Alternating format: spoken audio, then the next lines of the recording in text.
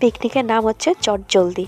এটার কারণ হচ্ছে আমরা সব কিছুতেই মানে না আগে থেকে প্ল্যান করেই হট করে ভাবলাম আর করে ফেললাম।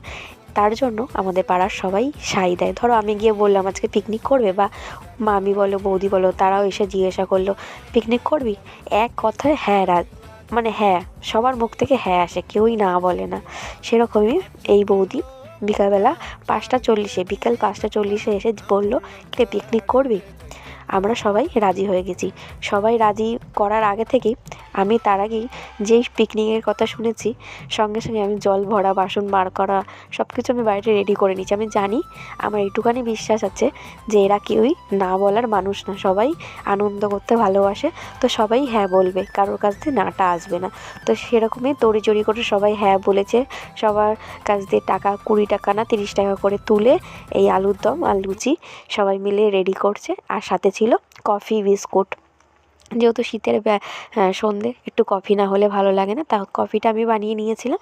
আর এদিকে দুই মামিরা মিলে লুচি আর কী বলে এটা আলুর দম তৈরি করছিল। ময়দাটা মেখেছিল মনে হয় মামিরা, আর বাদবাকি সবাই মিলে হেল্প করেছে। আনন্দ হয়েছে, গল্প হয়েছে, ফাজলামি হয়েছে, যেরকমটা আমি করি।